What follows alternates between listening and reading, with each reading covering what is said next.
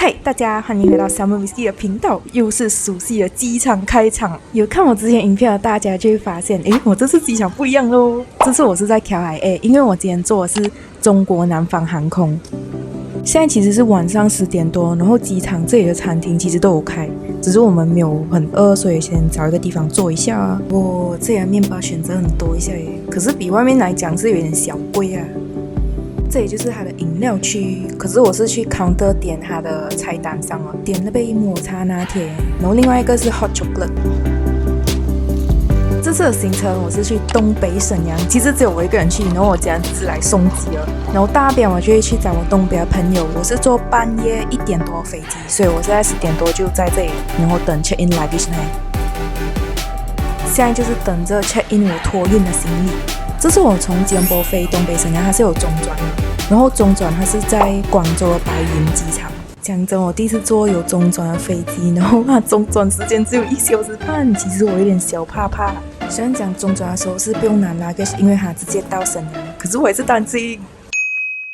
现在还有一点时间，就去看一下 KLIA 的 launch 是怎样了。我第一次坐 KLIA， 然后我也蛮好奇它 launch 是怎样，所以看看。其实我是用 Trip 的积分来兑换进来啦。这里就有饮料区、咖啡机、果汁都有，各种小零食，然后面包机也有。哇塞，还有这样多东西吃了！早知道刚早一点进来这里吃就是小蛋糕、水果沙拉，就是比较 refreshment 啊。哇塞，真的饿来讲话，这里热食也有炒面那些都有。这里也是有淋浴间和卫生间。现在我已经在 boarding gate 等着上飞机。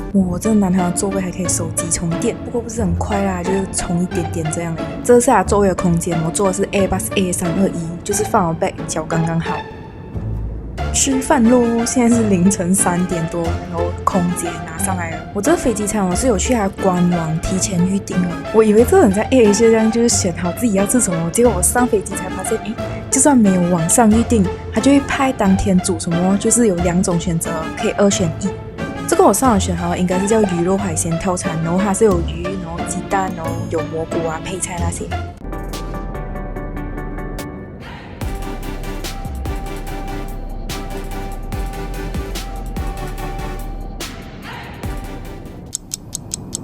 我终于顺利踏入沈阳中转，那段时间真的是非常的混乱，因为我中转只有1个小时半，然后真的没有时间，然后我答案什么都没有排我只是赶着走吧。哇塞，我这次卡点差一点点就没有上到飞机就是 boarding 时间刚好结束，我卡点到最后空姐就开回给我快点 boarding 我发现影片最后和大家分享我整个中转的过程啊，可能大家有去中国北方玩的话，要中转可以参考一下。我现在是在我东北朋友的车上，东北人真的十分热情，感谢他们载我去市中心。我刚刚 check in 完我的酒店放好行李，然后我是住在沈阳站附近。这次我没有分享我的住宿因为我觉得那酒店有点怪。就是我第一次 check in 酒店他们要求拿手机对着我拍张照片，我真是很奇怪，怎么会？那酒店的室内设计还蛮好看的，只是我房间有点小奇怪，就是我去拉开窗帘，然后我看出去，什么风景都没有，它就是一个建筑和建筑物之间那种阴暗的小空地，然后可以看到对面有一个走廊的窗口，就是你没有关窗帘，然后外面那个走廊人来的话，就会看到你在做什么。现在我去这个地方就是沈阳站附近的一个商店街，它叫太原街，然后现在路上已经可以看到很多餐厅啊、快餐店，还有一些小摊了。这也有沈阳很出名的食物，就是鸡架。现在我就要来买这个沈阳蛮出名的饮料店700cc，一个是草莓，然后另外一个是牛乳果、芒果，水果颗粒很多，整体蛮好喝，只是它真的是蛮甜的。大家，我要推荐你们这个寻味堂派，它是一家中式的烘焙点心店，真的是超香。我吃的是他们的麻薯条，就有芝士和巧克力味的，它真的是很奶香，然后糯叽叽的。现在我们是在地铁站，然后要搭地铁去下一个步行街。这个步行街它就会比刚刚我们去的太原街规模更大，然后它是比较观光性的，就是这里沈阳中街。哇塞，看这个人流量，今天是普通日子，不是假期了。这里给我感觉就是有点像之前那个上海的南京路。哇塞，这里真是超级无敌多美食摊。直走大路的时候，左右两边已经很多次了，然后左右两边又有那种分岔路，走进去也是一整排的美食摊。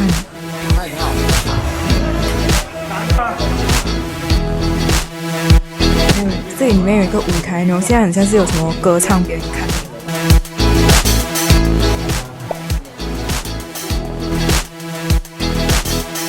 我现在来买这一个叫冰粉的甜点，因为我在网上看过，可是我没有吃过，我就好奇。这白色有点透明的，就是冰粉，然后它就会加不同的料上去，还有糖浆，也是会加一点水果，就是西瓜跟哈密瓜，还有这个水晶汤圆，我没有吃过，真的很好奇。哒哒，现在就要找一个地方可以坐下吃。我们走回中街主街，然后现在要去吃这个中街冰点，就是据说来这里要吃的食物。他们这里就有奶昔、冰淇淋，还有水果茶。想吃蛋糕的话，这也是有。我们点了一杯香草冰淇淋，然后它是装在这种饮料杯里面，超大一杯。喜得一杯冰淇淋。原来这中街冰点它1946年就开始了。现在开始刚买冰粉，这就是那水晶汤圆，整体蛮好吃的，它就是冰冰凉凉，可是甜度当然是不少啊。不过冰粉本身是没有味道啊，甜是甜在那个甜糖那边。继续溜达，然后中间这边我也是蛮多这种伴手礼店的。接下来我们就来吃看这上海鸡柳，我看蛮多人推一下。它是外表裹着一层面衣，然后咬下去的话，它就是鸡肉。可是我个人觉得它面衣有点厚，像是吃面包那样。加上他们应该是炸好然后放好了，所以它吃起来已经没有很脆了。进商场吹一下空调，我感觉这商场应该是偏向中高端，有点像柬埔寨跑一点的。中街对我来讲就是一个很大商圈，这里有各种的商场。大早，今天是沈阳 Day 2，现在我人还是在中街。为什么我会回来中街？是因为我昨晚刷攻略找沈阳有什么经典必吃的，我就看到有一家历史悠久的饺子馆，它是在中街，就是这家老边饺子馆。你走到它门口就觉得哇塞！我们现在是走进去啊，它用餐区好像是在2楼。哇塞，这个墙上挂的都是各种的名人照，这里的设计一直让我有一种那种中华小当家的感觉。我们来到它的用餐区了，现在找一个位置坐一下。上菜啦！我们点的都是蒸饺，只是不同口味。看这还冒烟热气腾腾，真是很诱人。吃饺子少不了配醋，然后他们这里的醋是白醋。先来吃看第一个，这应该是白菜猪肉口味，咬下去有一点小笼包感觉，因为它汤汁蛮饱满的，可是它皮的部分来讲就有点厚。第二个就是这家店最出名最经典的边线饺子，边线的意思就是它会先把肉炒过，然后再包成饺子的形状。这个口味就会比较重，还是有包韭菜哦。肉的部分因为它炒过，所以更有味道，因为有点干巴，所以我们有点一个汤，可是就一般啊。这里还有写饺子的历史。我又回到中街冰点，这不是昨天那家，这只是一个小摊位。很多人推的是他们的大果，大果其实就是这个冰棍。我买的这个是叫日治凉茶，可是吃起来还有点像抹茶味道。吃货本性，一路上我就闻到一个很香的食物，我就买了。它是叫猴菇如意棒，然后还有送蛋卷。结果我发现这个蛋卷比那个猴菇如意棒好吃，它就是比较厚，可是它是很脆的，然后还有撒芝麻，就是很香。这个就是那个猴菇如意棒，其实还有一点像面包，它外面是很酥的，然后里面是很扎实的面包感。这家小甜点他们真是非常的奶香。现在我们要去的地方就是沈阳最有历史性的景点之一，然后它也是世界文化遗产，就是沈阳故宫。一般上多为人知的就是北京故宫，那沈阳也是有一座故宫，然后这2座就是中国保留最完整的皇宫。像我们是在故宫墙外，然后要去扫码买票，成票的话一个人是50。沈阳故宫它是1625年建造，所以至今有400多年的历史。前面这座还是大正殿，就是沈阳故宫最早建立，就是1625年建立的区域中东路里面最具代表性的建筑。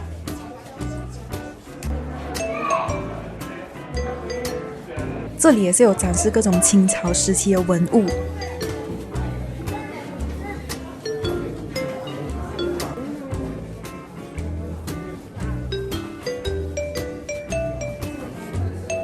接接下来这里叫崇正殿，它与大正殿的不同是，大正殿是努尔哈赤时期建的，然后这里的话是皇太极继位的时候建的。崇正殿也就是古代皇上处理政务的地方。这个建筑最重大的历史背景就是它是见证清朝开始的舞台。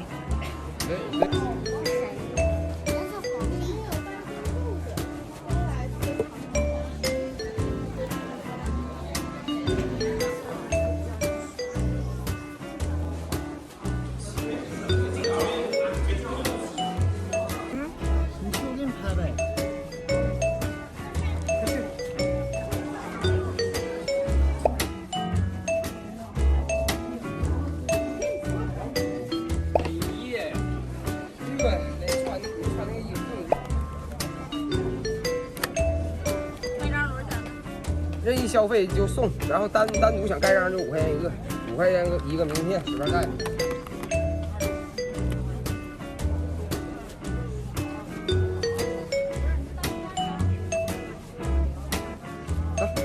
接下来要去参观的地方也是个历史建筑，就是张学良故居。这里的门票成人的话是48。张学良故居的范围其实也不小，因为它里面是有好几栋建筑。然后呢，我们看完详细。跟着刚刚地图的话，现在我们走的应该是叫怡静院。这里没有错的话，应该是以前的账房。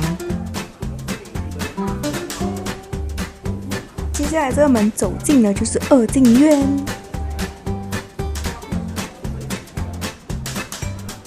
这里的建筑风格就是中国以前传统的三进四合院，所以就可以看到每进一个门，它四边都是围着房子，然后它中间是庭院的。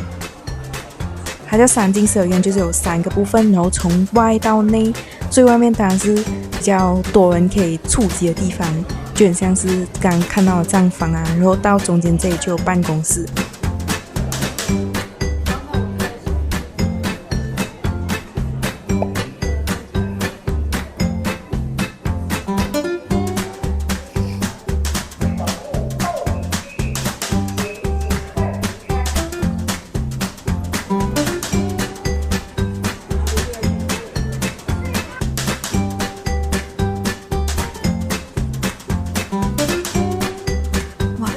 走到最里面就是张学良故居最有标志性的大青楼，它这个建筑还就是模仿罗马式建筑了。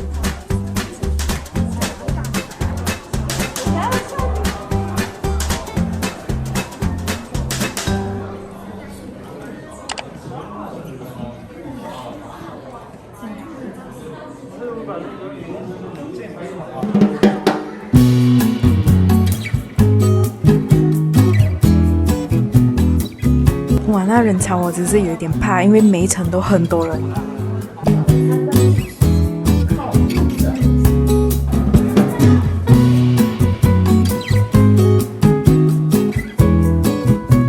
虽然这里真的是很多人参观，可是真的很有那种电影上看到的民国场景的感觉。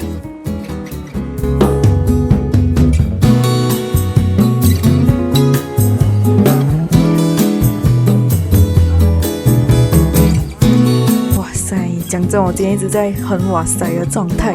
就今天参观了沈阳故宫，还有张学良故居，我只是觉得，这是一个很有年代历史故事性的地方。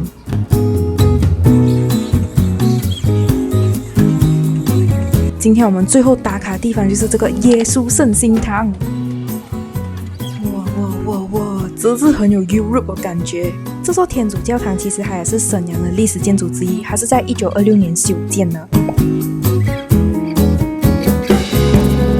好啦，今天的沈阳影片就到这里。嗨，大家，我是三文鱼，我在我家厨房。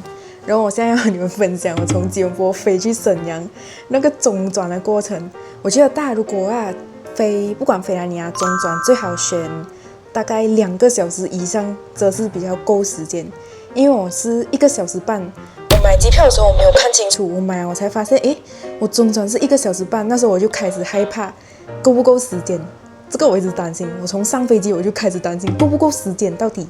虽然讲我的那个行李是直挂，就是行李是吉隆坡直接飞去沈阳，我中间不用拿行李，可是时间还是不够，因为我一下飞机哦 ，OK， 中转是这样子的，你下飞机，比如说我是先飞到广州白云，然后白云那边我一下飞机哦，一进到去那个门口那边就有工作人员，然后中转哦，他们就会开始拍一个青色 sticker， 然后你就粘那个青色 sticker 哦，粘在你衣服那边，然后你就走哦，因为它算是一个给那种工作人员 recognize 你是中转，就会给你特醒啊，你比较快，做什么都可以比较快一点，因为就是怕不够时间嘛。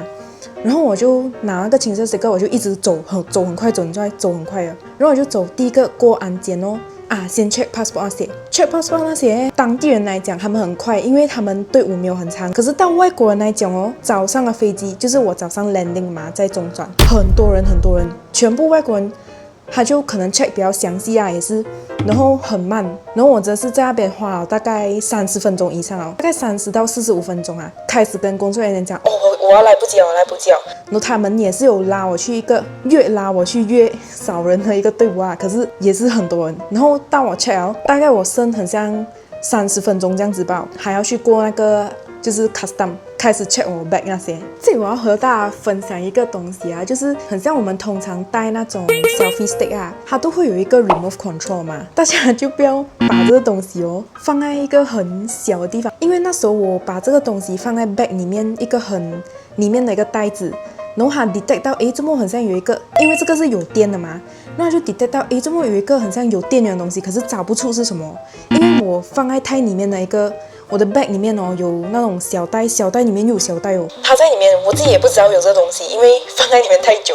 他一直 check 我整个包打完所有出来哦，已经不够时间了，我还要把我包里面的东西打完所有东西出来，然后就为了找一个东西，他一直跟我讲有一个优秀的东西，那我就问什么优秀的东西，是不是我那个母鸡的那个假睫毛？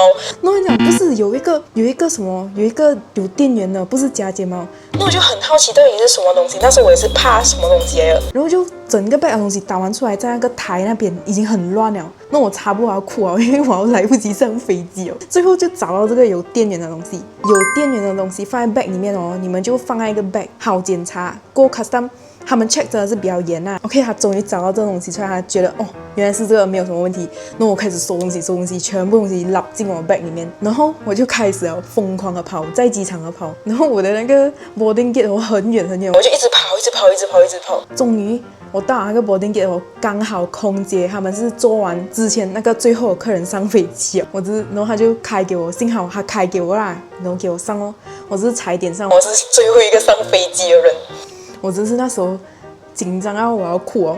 就是这样，最后感谢大家收看我的影片，然后下集就会和大家分享我在沈阳其他吃喝玩乐的地方。如果你喜欢我影片的话，不要忘记点赞、关注，还有打开小铃铛。我们下集见。